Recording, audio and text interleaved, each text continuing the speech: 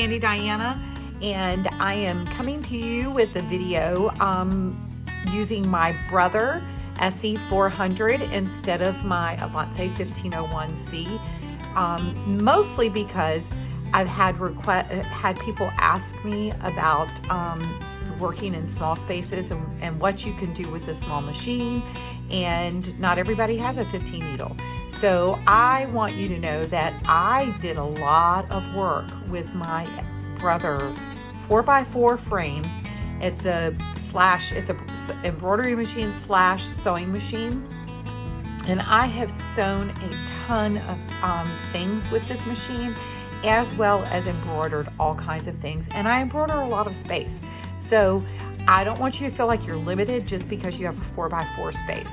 So I'm going to show you something that I actually made several years ago, and I made it for my daughter, and she has sent it to me because since I made it for her, I have had 2 granddaughters. So she would like for me to add their names to the tree skirt. So this is I'm going to show you the tree skirt. See if I can not make you sick, but I'm going to position you downward so that you can see the tree skirt that I made her.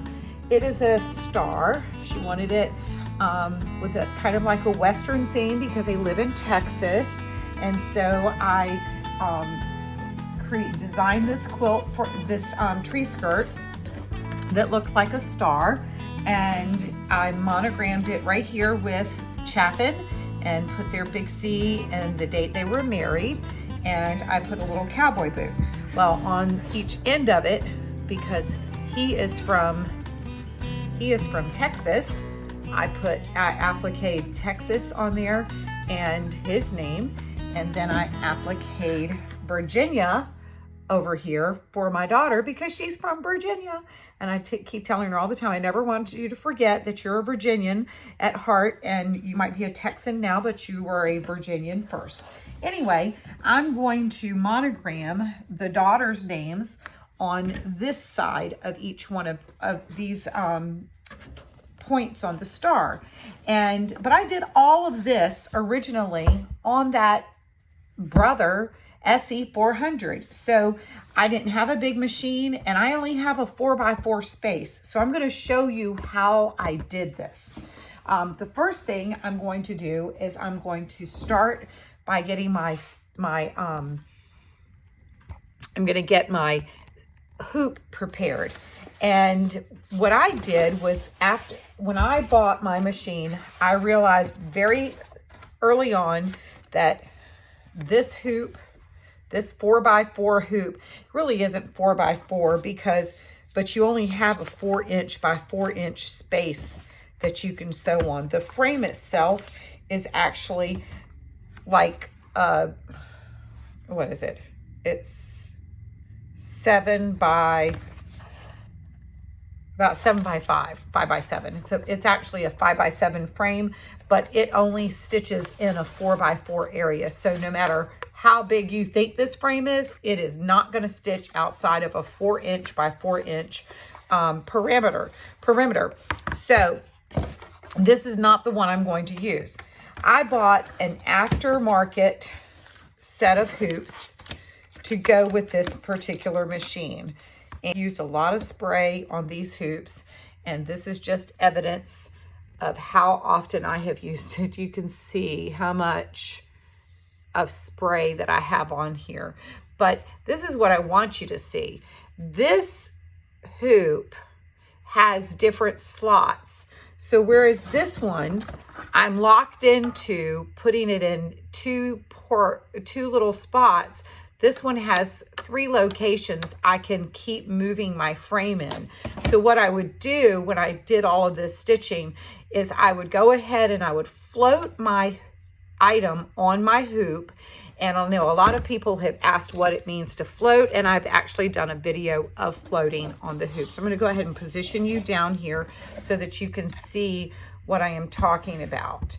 And I don't want you want to see this. Okay, so I'm trying to decide what I want on the back of it, because it's going to have When I did this, of course, I made it and I did all my stitching prior to putting it all together. Well, that's not going to happen. I'm not going to take this all apart and stitch on it. I'm just going to embroider right on it and it'll be all right because, hey, it's the floor. They don't really see the floor, and so we're not going to worry about it. But what I am going to do is I'm going to use sticky stabilizer in my hoop, and I'm going to do a technique. I'm trying to decide, do I want to do the technique of using a window? Because sometimes what I do is I do a stitch out, and then I put a window and I attach like tearaway on the back of it so it doesn't actually stick, but the stickiness, but I don't really know that it's necessary. I'm just going to stitch it out right onto the sticky stabilizer. So of course you don't have those metal fast frames, and you do have to hoop the actual stabilizer. So I am going to work on hooping the stabilizer, and if you cut it just the right way, I'm probably going to waste that part right there, but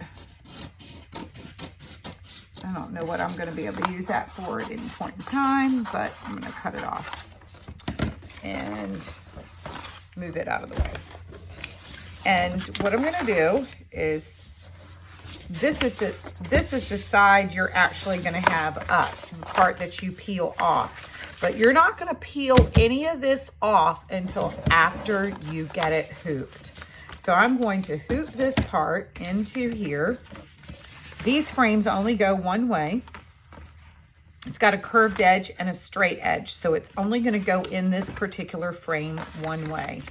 And bear with me, I've used it a lot, but I haven't used it in a while because I've pretty much just abandoned my little baby over here, because as far as embroidery is concerned, because I'm so busy using my 15 needle machine, because it is so amazing once you've gotten once you've gotten used to doing that 15 needle. It's hard to go back using a single needle. It is hard getting this into the frame. And I don't know, you probably just missed what I just did, but I had to take it and get it to where I had some leverage off of the table and do that. But it is hard to go back to using a little machine when you're used to having a big space, because I can sew in a 24-inch range on that machine. So I'm not limited by my space on the machine. Anyway, I still remember how to do it, and I know what I did for years upon years upon years. But I did jump from using a single needle machine of a 4x4, and I went all the way to the big 15 needle machine, because I had already used the other so much that it was like, okay, I am ready for anything now, and I don't want to be limited. So now what I'm going to do is I'm going to score the paper all the way around the hoop.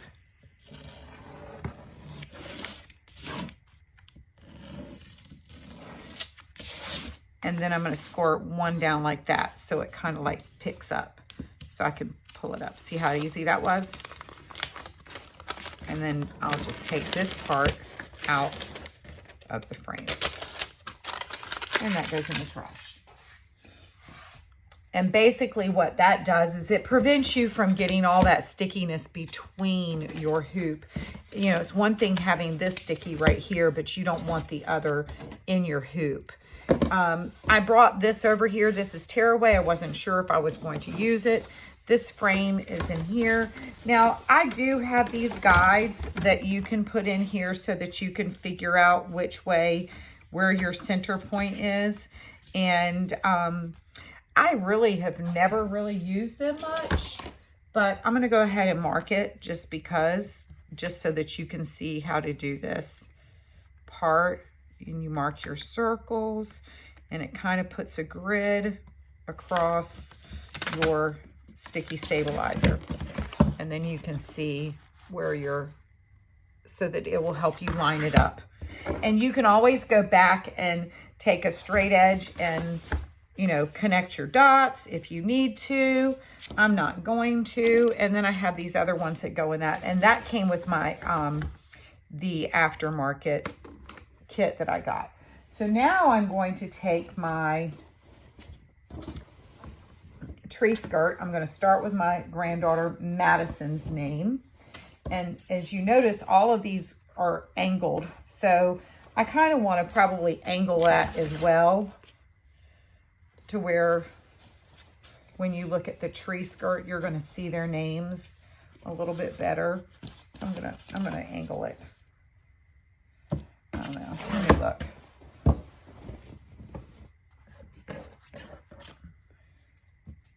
Actually, I think what I want to do is, I don't know. Decisions. Yeah, I think I'm going to just put it like that. So I'm going to bring this over here. Madison's got kind of a long name anyway, compared to her mom and her dad. And I'm just going to position this the way I want it. Now, one thing I learned about this machine is that, okay, I only stabilized the bottom layer. I really didn't stabilize this top layer. And in order for you to stabilize this top layer, you're going to need to put some pins in it, and it will position this, and it will keep it from shifting all around. And I'm going to try not to put any pins in my sewing space.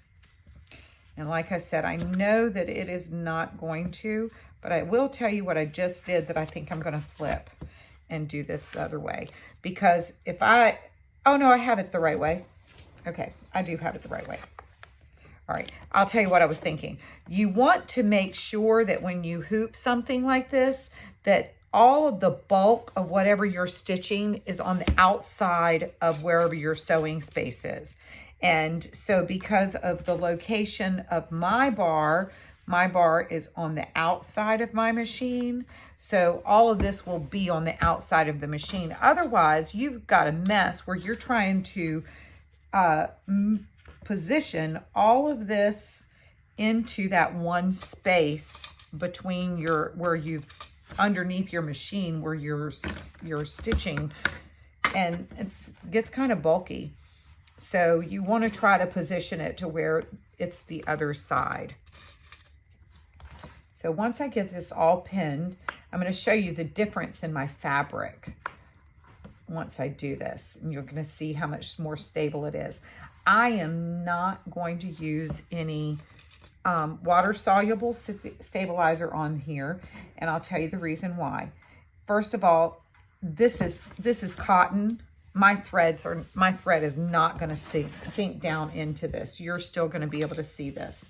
But anyway, I mean, I guess I could, because it does kind of give it a puffiness to it, but I'm not going to worry about it. I'm just not even going to worry about it. It is my daughter's, and she'll be all right, and she's going to love it just the way it is because it has my granddaughter's name on it. So once I move that, you see the fabric is not moving all around like it was before, and I'll show you the difference. If I move this, you see this, the whole section moves, and all I did was stabilize the bottom, whereas now this is kind of taut right there. So now what I'm going to do is I'm going to take it over to the machine, and this particular font that I used here is what's in the machine. And I had to do it in letters. I had to do it in spacing.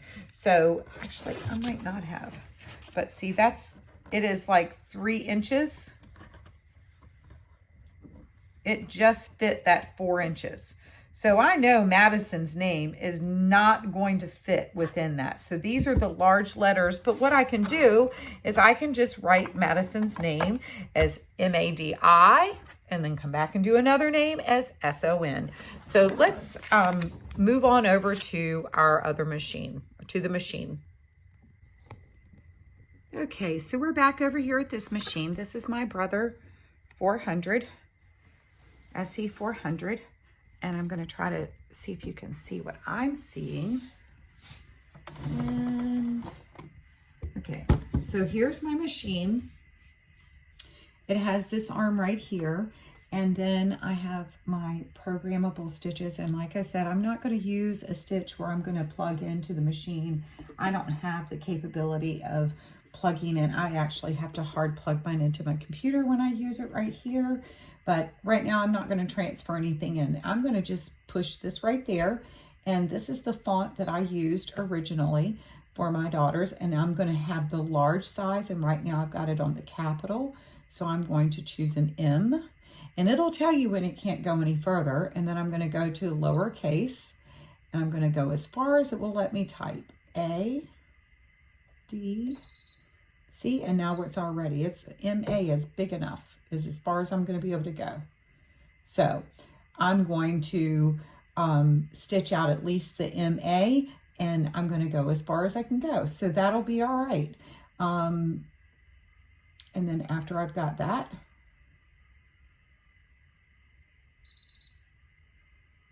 nope, I don't want to delete the pattern. Okay, so this is my layout. So that's what I'm going to have. Now I'm going to have to flip it so I can stitch it. So I'm going to flip it 90 degrees and then it'll stitch right there. So that's going to be in the center of whatever that hoop was.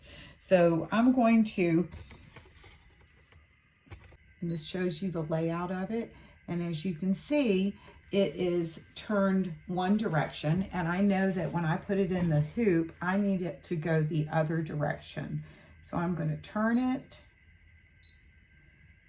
to go in that direction. And I'm hoping that they're going to, that's the size letter that it was.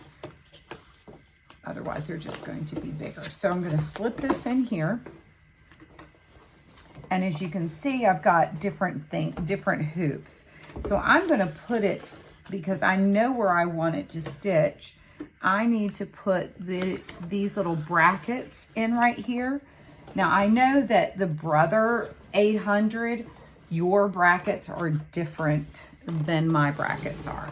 So if you get an aftermarket set of hoops, you need to make sure that whatever you have for your connection, I'm just going to push this down and it clips down.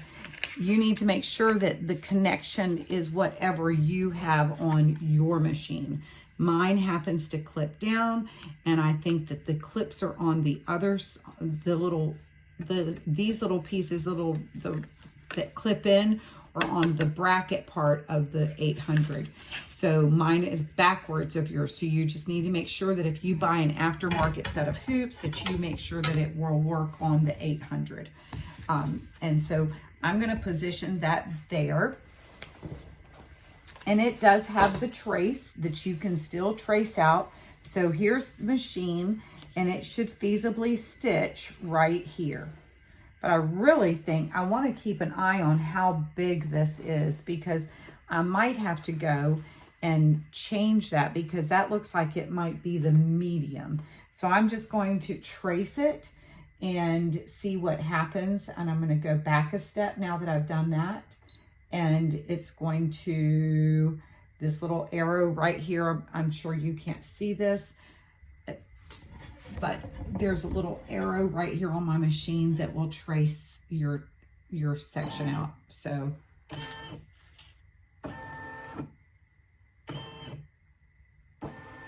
okay, so that's where I want it to fit.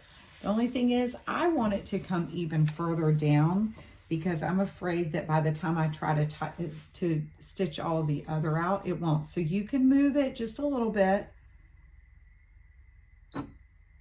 You gotta go the right direction, and it's gonna stop where it won't go any further.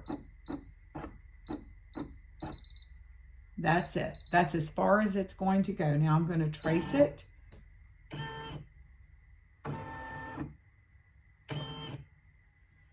So I think based on that, I should be able to get her whole name on this one.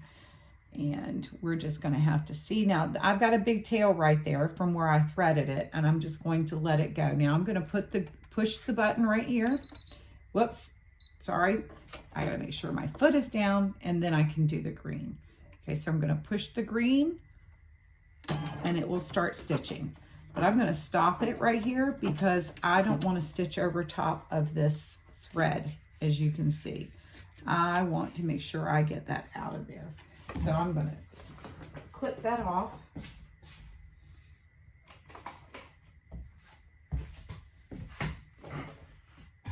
Before it starts on top of it.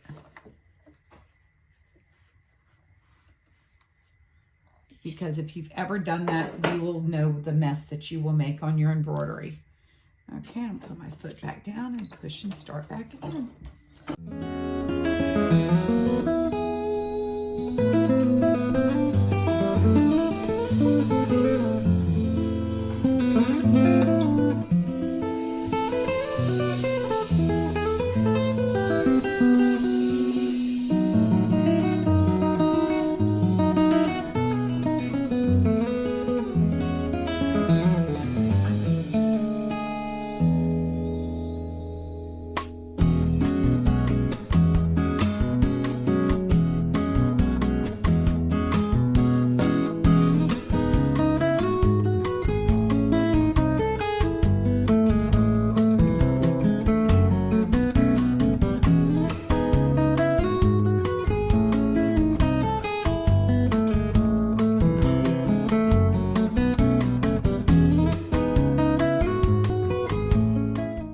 So it has finished those two letters. And before I start my next one, I'm going to move this and I'm going to slide it down to the next two spots. I don't know if you can see that from there. I'm going to move that out of the way so you can see that. Hopefully you can. Okay. So I'm going to change it and put it. And so that position is really the center of the frame. So now I have moved that. And this is the tricky part. So, okay, now I need to move this down to the last two slots because I'm tricking it and making it think that it's in the full frame. So, lift this back up. That capital letter is just always so big on it. I hate to keep putting my arm in your way, but in the way of the camera, but I have to. So now I'm going to move it down this part right here. Okay, now I've got it in the last. Now let me trace it.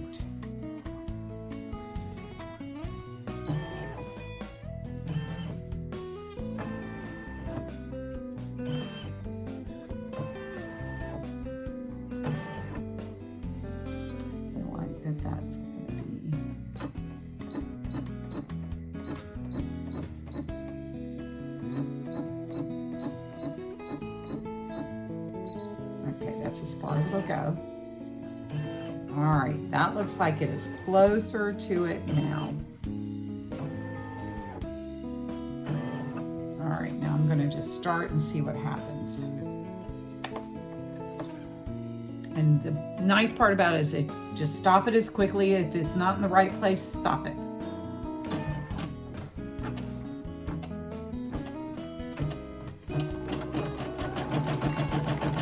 And that is not going to be in the right place. So I'm going to stop it. And this is where you got to back up your stitches. And it didn't get too far, so I can always take this out. But I'd rather have it right than all the way off.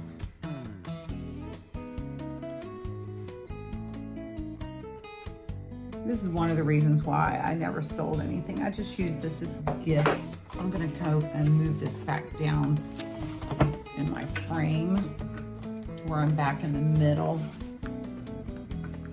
I'm just gonna go back to the center.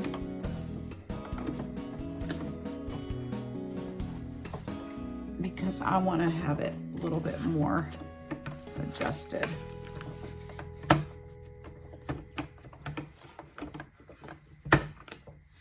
Okay, and then I'm just going to push it down, and it might not bead. I might have to go back out and take that end out. Okay, so here's what you do when you do something like that. You want to back up your stitches. You go back to there and you go and you just minus it.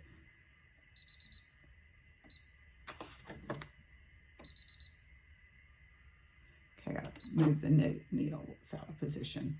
And I went back to the last where it started. Okay, so that's where it was. Back to the original needle position. I'm going to go back to layout. This time I'm going to trace it again. As you see, I'm way off now. But see, it thinks it's in a different frame. So now I need to go back up all the way as far as I can possibly go. And that's why I think I'm going to have to go back and take that in out, because it's just not going to fit yet, because it's going to be in the wrong position. So I know that I'm going to go back out and I'm just going to delete this. Delete the whole file. Okay, and then this time I'm only going to put DIS.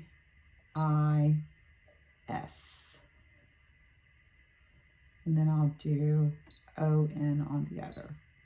Again, you can probably see why I wanted a 15 needle to where I'd have a bigger sewing space. So if you're trying to decide whether or not you want to just get a starter machine like I did versus spending the money to get a multi-needle machine or having the largest frame area, hopefully this will help convince you. This is the reason why I chose a larger space, because I didn't want to deal with this anymore. Because it's not that it's impossible, and if it's all you can afford, that's great. But what I did learn from this is that bigger but better. Because you're going to want it, you're going to get it, and you're going to love it so much that you are going to want to make bigger things. All right, so that is going to work. Only I'm going to just adjust it a little bit down further.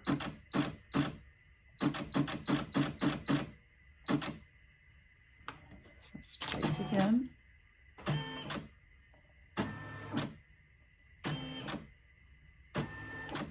Greater than 6 miles on Friday morning. Stars shining bright above me. Night breezes seem to whisper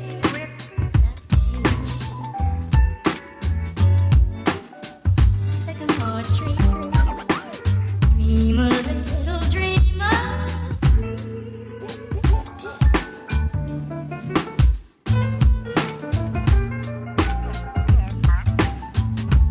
Night breezes seem to whisper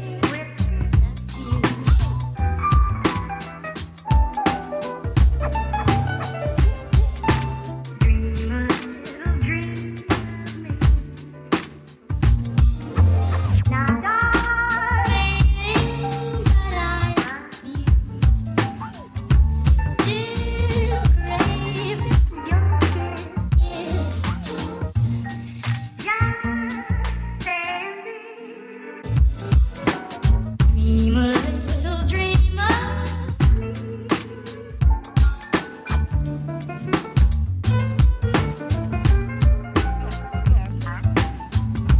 Night breezes seem to whisper Suggestion that Saturday night, sensational double thrill stock car spectacular at 7:30 at noon.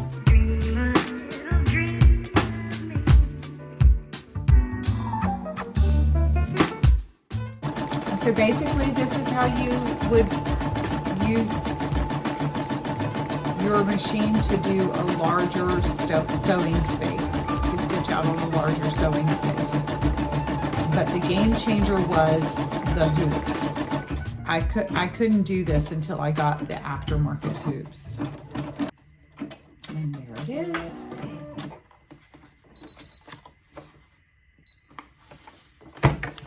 All finished. Whoops. It's all finished. Not bad for a little 4x4 space. So you would just go back and take your pins out.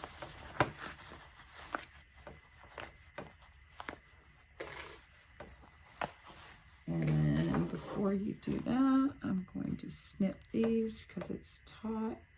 Telling you what, and if you don't have these curved needle scissors, you might want to invest in them because it gets it as close can be. Get all those jump stitches. That's the one thing with this machine is I like with the other digitizing is that you can digitize that out of the situation. You can get rid of those jump stitches, and that's nice. But I will say it's easier to do this while it's still hooped. Okay, and I use this. If you don't use a lint roller, get you one. I love them from the Dollar Tree. They're my favorite ones. Okay. All right. So look at that. It looks as good as can be. And then you just lift it up. Now I will tell you, try not to tear your paper up because I can go over here and put a patch over top of where Madison's name comes off. And then I can use the same sticky stabilizer and just put a patch on the back to do my next one. So I'll just put a patch right across there. So I'm going to save that. Don't limit yourself on what you can do. That's all I can say. Don't limit yourself. So it's going to 5 years later and look, you can't really tell that much difference. It's 5 years later. So there's one. And now I'm going to go back and I'm going to do the other side.